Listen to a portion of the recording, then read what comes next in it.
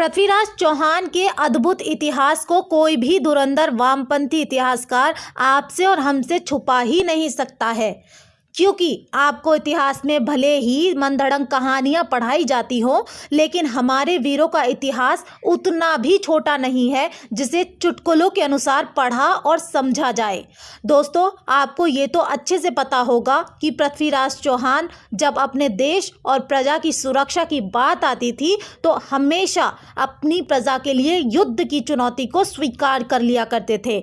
हमारे कोई भी वीर योद्धा कभी अपनी प्रजा, धर्म और देश के सौदे को लेकर तैयार नहीं हुए थे। दोस्तों, पृथ्वीराज चौहान शायद पहले ऐसे वीर योद्धा थे जिन्होंने मोहम्मद गौरी को या फिर किसी मुस्लिम को युद्ध में 16 बार हराने के बाद भी जीवन दान दिया हो, जीवन जीने का मौका दिया हो। लेकिन जब गौरी चौहान से 17वीं बार लड़ने आया तो कुछ देशद्रोही के कारण चौहान युद्ध में हार गए। तब गौरी ने उन्हें एक बार भी जीवन दान नहीं दिया, क्योंकि मोहम्मद गौरी 16 बार की हार से इतना डर गया था कि 17वीं बार की जीत पर वो भांप गया कि ये 17वें युद्ध की पहली और अंतिम जीत होगी उसकी, अगर उसने पृथ्वीराज चौहान को नहीं मारा तो। उधर हारने के बाद गौरी ने पृथ्वीराज को बंदी बनाकर अपना गुलाम बनने का हुक्म दिया और इस्लाम कबूल करने का हुक्म दिया। लेकिन वो खून राजपुताना वीर क्षत्रिय योद्धा का था, भला वो गुलाम कैसे बन सकता था? उनके मना करने के बाद गौरी बौखला सा गया। उसने पृथ्वीराज चौहान की आंखों में गरम सरिया डलवा कर उन्हें अंधा बना दिया, क्योंकि उसे लगता था कि अगर वो उन्हें गुलाम नहीं बना पाया, यानी मुसलमान नहीं बना पाया, तो जनता उसे कायर कहेगी। इसलिए उसने उन्हें अंधा करवा दिया। एक बार गौरी ने तीर प्रतियोगिता की घोषणा की। ये मौका पृथ्वीराज चौहान को भी मिला, जिसमें शर्त थी कि अगर वो जीत जाता है तो उसे जीवन दान दे दिया जाएगा। लेकिन पृथ्वीराज चौहान पहले कभी बंदी नहीं बनाए गए थे और अब वे अंधे हो चुके थे। महाभारत में कहा गया है कि राजा क्षत्रिय होने के साथ सर्वगुण संपन्न भी होना चाहिए। अगर राजा विकलांग, अपंग या बधिर और दृष्टिहीन होगा तो वो राजा बन प्रजा के सुख दुख का साथी नहीं बन सकेगा। इसलिए पृथ्वीराज चौहान अंधे होने के बाद एक राजा नहीं बन सकते थे।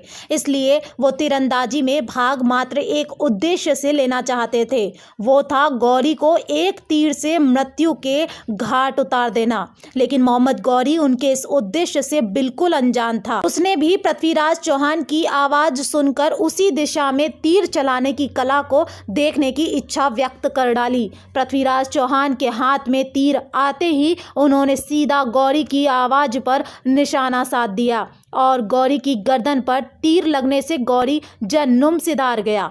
बाद में मोहम्मद गौरी के सैनिकों ने पृथ्वीराज को बंदी बनाकर मार डाला और फिर वे लोग पृथ्वीराज के शव को घसीटते हुए अफगानिस्तान ले गए और वहां मुस्लिम रिवाज से उन्हें दफन कर दिया गया। चौहान की कब्र पर जो भी मुसलमान वहां जाता था, प्रचलन के अनुसार उनके कब्र को वहां पे रखे जूतों से मारा जाता था। ऐसी बर्बरता कहीं नहीं देखी होगी।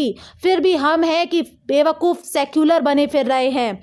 बाद में शेर सिंह राणा ने जेल से भागकर अफगानिस्तान पहुंचे और वहां पृथ्वीराज चौहान की कब्र खुदवाकर उनका अंतिम संस्कार किया। अजमेर के ख्वाजा मोइनुद्दीन चिश्ती को 90 लाख से ज्यादा हिंदुओं को इस्लाम में परिवर्तित कराने का गौरव प्राप्त है। मोइनुद्दीन चिश्ती ने ही मोहम्मद गौरी को भारत लूटने के लिए उकसाया था और आमंत्रित भी किया था। इसका प्रमाण उर्दू अखबार पाक एक्सप्रेस न्यूयॉर्क 14 मई 2012 में आपको मिल जाएगा। अब आपको अजमेर दरगाह की एक काली सच्चाई बताती हूँ। एक बार अजमेर रेलवे स्टेशन के प्लेटफॉर्म पर इतनी भीड़ थी कि वहां की कोई भी बेंच खाली नहीं थी। एक बेंच पर एक परिवार जो पहनावे से हिंदू लग रहा था, उन्हीं के साथ बुरखे में एक अधेड़ सुसभ्य महिला भी बैठी हुई थी।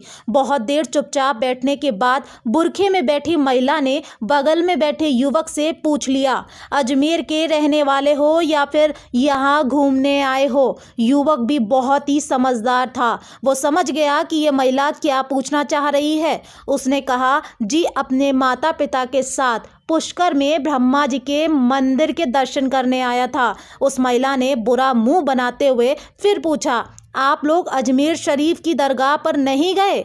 युवक ने उस महिला को फिर से एक करारा सवाल किया कि क्या आप लोग ब्रह्मा जी के मंदिर गई थी? महिला अपने मुंह को और बुरा बनाते हुए बोली, ला हौल वला कुव्वत। इस्लाम में बुत परस्ती यानी मूर्ति पूजा हराम है और आप पूछ रहे हैं कि ब्रह्मा जी के मंदिर में गई थी? युवक को बहुत तेज गुस्सा आया। वो झल्ला कर बोला, जब आप और आपका बड़बोला इस्लाम ब्रह्मा मंदिर में जाना हराम मानता है तो हम हिंदू अजमेर शरीफ की दरगाह पर जाकर अपना माथा क्यों फोड़े? महिला युवक की मां से शिकायती लहजे में बोली, देखिए बहन जी, आपका लड़का तो बड़ा ही बदतमीज है। ऐसी मजहबी कट्टरता की वजह से ही तो हमारी कौमी एकता में फूट पड़ती है। आप लोग खुद हिंदू मुस्लिम करते हैं और हमें बोलते हैं कि हम कट्टरपंथी हैं। युवक की मां तो बेटे से भी डेढ़ सयानी निकली।